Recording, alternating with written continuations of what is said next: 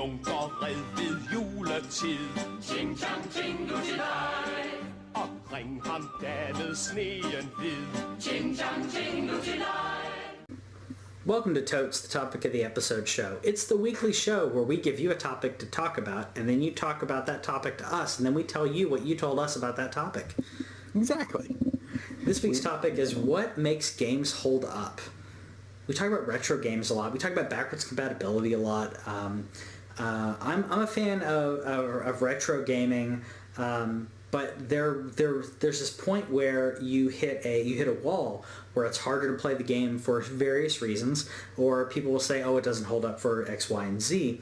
And I think that there are different reasons for that to happen for different games. And I think it's a good time to talk about this as Totes. Are you looking up our responses? Or Indeed. Okay, so I will talk a little bit about this. My thoughts on it, people will talk about graphics, and to me, I don't think graphics are as important as the gameplay itself. Excuse me. I think that if the decent gameplay and story can circumvent that. But really, I mean, if you think about it, for video games, if you want to call it like a pyramid or balance or whatever, you need graphics of some sort, maybe. Unless you like text games. Do you like MUDs? Remember MUDs? You kids remember MUDs? Did you ever play MUD? I remember MUDs. MUDs were the completely text-based games. Usually, pretty much most games have graphics, and you have a story of some sort. Even if it's a sport game, there's still a story in there of some level. And then you have gameplay. I think all games basically boil down to gameplay. I mean, it's what this is. That's what defines this versus watching a movie, versus TV shows, versus reading a magazine. I can interact. I can do things. And I think that gameplay is one aspect that will continue to have people play games. We were talking about... during the news, we were talking about our favorite like old school arcade games, like Galaga. Galaga can still hold up. Centipede, I think, does pretty well. Donkey Kong. There's a reason that people will still go back and play these games, but they don't go back and play like the Magnavox Odyssey games or Adventure, because I don't know anyone who's gone back to play Adventure or Sword Quest. Or any of those games that wasn't doing it just to say they did it or just to record it. Okay, so I'll give a little bit of pushback on this and say that, yes, gameplay is very important, but one of the things that really helps games hold up well is when they choose to do an art style that will retain value. Sure. Because Final Fantasy VII is an incredible game, but it can be very disconcerting to see the polygons, which at the time were the absolute peak of what we were able to do with graphics and everything. Yeah. But I hold that the end of the 16-bit era, the Super Nintendo games, and I mean even back to the beginning of the 16-bit era, when you're talking about Super Mario World, I feel holds up better than Super Mario 64. Super Mario 64 was an amazing game, but we have made progress in those areas of being able to display 3D, to render 3D, that allow us to create games that hold up honestly better. Sorry, a weird animal outside of my window. Sure, no, why not? I do agree. I completely agree with that. I will say that that when you hit the N64 and PlayStation era, you hit the weird, what I'd say was almost like a second puberty of video games. Yeah, where it's the finding our feet in 3D era. People I don't know really what to do with this. And you had Resident Evil, which I love Resident Evil, but if you play the first Resident Evil game, you can't walk and shoot. And your rotation is literally just like this. And when you hit forward, your character moves forward in perspective to them. Controls. Yeah. So, the tank controls. So I would say like gameplay to me, I think is key. Which, like you were talking about Final Fantasy VII's drawbacks in regards to its polygons, the gameplay in regards to the battle mechanics and in regards to did have quasi-tank controls in regards to the world and everything, but the gameplay was really good in Final Fantasy VII. The story was really good. It didn't have, the graphics did not age very well, and that's something that people will bring up when it comes to that. People will bring this up. Our friend Tanner was just finished Final Fantasy 1 recently. Yes, he did. Good on him for playing that game for more than an hour, because I haven't gotten more than an hour into Final Fantasy 1, 2, or 3. I haven't tried 4 or 5. But I don't know. Good for him for doing that. I know that people will go back to that. It's another game that I think people go back to specifically for the nostalgia, whether or not they played the game, or they knew someone played the game, or they just knew about the game, so they go back and play it. We're specifically talking about games that we go back to play and that still hold up. Speaking of nostalgia, though, in the comments we have Alex Wooten. He says it's also memorability, what was going on in your life when you originally played it. And that sometimes can lead us to believe that games hold up better than they do, because there are some games that are special to us at the time, simply because of what else is going on in our lives.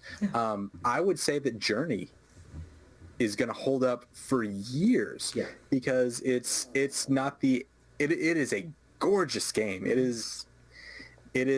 It doesn't stretch the PlayStation 3, but when they brought it over to PS4, between the soundtrack and the way that the game plays, it is just a masterclass in how to portray and pass on meaning to the players. I agree. You're talking about games that mean something specifically in our lives. I mentioned Resident Evil 1. Resident Evil 1 came out, I was in middle school.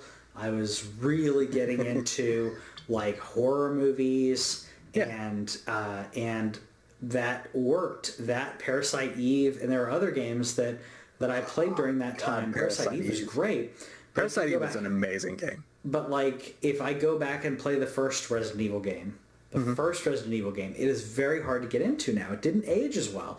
There are certain, but then again, there are other games that I can go back and play. You mentioned Mario 64.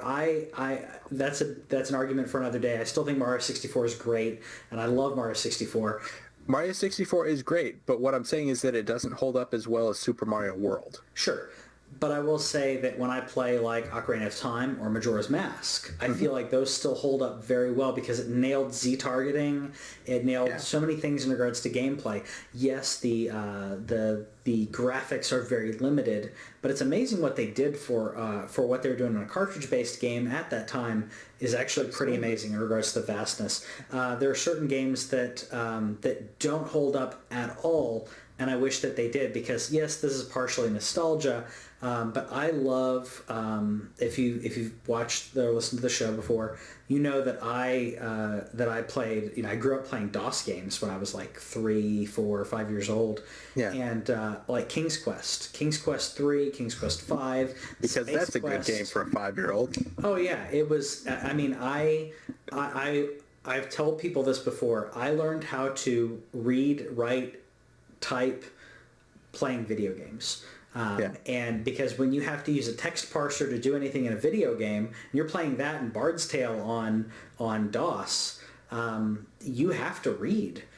And those games just do not hold up anymore. And it's sad, because the gameplay doesn't hold up. The graphics are just so meh. And the story may be quirky and everything, but it just doesn't hold up. And then you hit other games that I think do hold up. I'd say Full Throttle, the Monkey Island games. Some of those really do hold up, because the graphics are just good enough. The gameplay still holds up pretty well, but story holds together. Part of that is also the art style, because in Full Throttle they chose to go more cartoonish, and the cartoon works.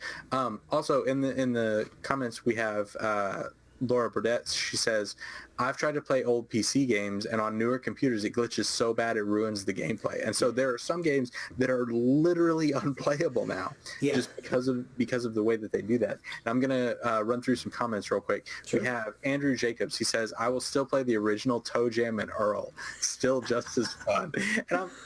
And Yeah, sure. That's one that nostalgia Genesis, definitely yeah. tints. But Yeah. the soundtrack to that game is just a whole heck of a lot of Mm-hmm.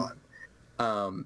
Alex says Super Mario World never gets old. Link to the Past is the same way. I could go 5 years without playing either of them, and it's like I never stopped. Those going back to those games is pretty amazing. Mm-hmm. I introduced Cassandra to Link to the Past well after it came out, but that one holds up. I would say that Mega Man X does as well. The way that they chose to do the art style really helps on that. Yeah. He said also Red Dead Redemption, any of the Halo games are still fun to play, and then Jonathan says Half-Life 2, enough said. And the Like, amazing 13 thing about, years ago at this point, I mean, right? it's still good, though. Half-Life and Half-Life 2 are both really the way that they managed to create cutscenes within engine. That was something that we had first gotten started. Again, Laura in the comments says Donkey Kong 64 is very sentimental to me, so I understand that point. And yeah, it's like when you go back, you can kind of put yourself in the same headspace. There are games though that I feel like that age well enough, because like Super Mario Brothers, the way that game transmits and communicates to you the way that you're supposed to play it is just a absolute masterclass in how to communicate with the gamer. And that's something that that I think that years from now people will still be able to go back and play that. I would say that Tetris is a game that holds up incredibly well because of its simplicity and within playing within moments. How to play Tetris, and it's one of those easy to learn, difficult to master. And I think that that's something that really helps games hold up well. Another game that I think will hold up well is the Borderlands series. They chose to go cel-shaded on their art, and the Borderlands games are absolutely a whole heck of a lot of fun, and it's easier to go back to the original Borderlands because they chose to do the art style a little bit differently so that it could be fun. Shovel Knight, we will be playing for years. And that's a game that came out well after the particular era that it's mimicking. But it did things so well that I think that Shovel Knight will hold up quite well. And I'm looking forward to seeing future generations play that. I agree. Side note, the reason why those games don't work on DOS games don't work on your PC is probably because your PC is no longer DOS based. Because Windows 10 is no longer DOS based, which means that you have to run a DOS emulation within your operating system. You have to run an operating system to then run the game, which is why most people build PCs. If they're retro PC gamers, they will build DOS PCs. They'll build a DOS PC, and that's where they'll play all their DOS games. I'm not that hardcore. I as much as I want to play a lot of these games, there's certain games that I talk about all the time when I talk about King's Quest. Death Track is another one that I absolutely love, and I tried playing it at one point, and it just doesn't hold up. The nostalgia, it's only nostalgia for me. But 5-year-old Patrick loved that game, but it just doesn't hold up anymore. I'd love to see them redo that game. I know they tried to do it, but it basically ended up being a Twisted Metal clone. Twisted Metal ripped off everything from Death Track. It's true. I do have one quick question for the chat, and we'll see if we can get a couple of questions in here for this. But what games of the current generation do you think are going to hold up 10, 20 years into the future? And what is it about games that are now? Because I feel like we're coming up. The uncanny valley is definitely a factor that we're dealing with now, and I'm looking forward to seeing which games will hold up now versus 10 years from now. Because when episode 1 came out, we were really impressed with the CGI and the visuals that we had there. But that movie dated itself so quickly, and I'm curious what you think will be the elements and the choices that game developers can make now to make their games age better. Alex Wooten in the comment threw up missed in all caps and with 4 exclamation points. I love Myst. Absolutely love Myst, Riven, and there was another one that I'm trying to remember the name of. Maybe I'm misremembering and maybe it was Riven, but like there were these like the FMV, the full motion video back in the day. There was this full motion video of these ancient Greek or something, and they were making things out of like clay pots, so they had things in clay pots. I don't remember what it was because it was me in, like I said, like elementary school, and I can't remember what the heck it was. I don't think it was. It may have been Riven, but I only played Riven a little bit. I loved Myst, but that's one that I think it's a great game, but it's hard for people to get into now because of the way that the puzzles work. Similarly, it's different, but in a similar fashion, because the way they were building puzzles was how they needed to build puzzles for games in that time. Similarly to Tim Schafer games, where it makes perfect sense in Monkey Island to do the stupid things that you do. But now if you give that to a modern gamer, if I give that to my nephew, he's going to be like, I don't get it. And he may think it's funny, but he won't get, why are we giving this chicken to this guy, and why is this person, trying to throw a tree? Like, yeah. It's fun. You're muted. So I'll talk a little bit while he's figuring that out. I think there are certain things that kind of define themselves. The PC era, the early 90s, Tim Schafer games, I hear a little bit of something. They really define the era of PC gaming. Similarly to the StarCraft and Warcraft define real-time strategy. And StarCraft nailed it. And, people talk about, what's the other one that, Command and Conquer. Command and Conquer, they're like, oh, Command and Conquer's great. StarCraft did it better. Age of Empires did it better. And, and it's like those are games. Age of Empires, the first Age of Empires does not hold up anymore. But if you go back and play StarCraft, or if you go back and play Warcraft 2, I still contend that it holds up pretty well. Warcraft 2 is pretty epic. Yeah, it is. It is. One other one that I'll go ahead and throw up there is Binding of Isaac. Again, because of the randomness, because of the way that it chose to go with the art style. Yeah.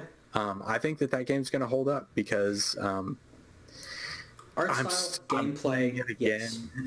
Yes. Yeah. I'm playing it on Switch now, and it's just magnificent. Yeah. Basically, just give us all these games remastered for Switch. And Exactly. We'll be happy. Put them all on Switch. I will pay again for Ocarina of Time. I just give me Ocarina of Time on the Switch again. I will pay for it. I liked Wind Waker on Wii U. I don't know if I'd play it on Switch, but if it's on there, I'll come on. I'm a sucker. I'll probably buy it. I'm a sucker for these games. Just give me those games. Anyways, let us know in the comments what you think about that. If there's some gems that you think we should have talked about in regards to games that hold up and why they hold up, why you think that they hold up and didn't fall to dust like a lot of the others. We'll talk to you later. Thanks for watching This Week in Our Collective Heads. Subscribe over here and click the bell, and that way you'll know about any new videos that we put up, because we put up a lot of gameplay, a lot of stories from games and stuff like that, and gameplay is down here. Yeah, and you got more editorials and news stuff down here. Check it out.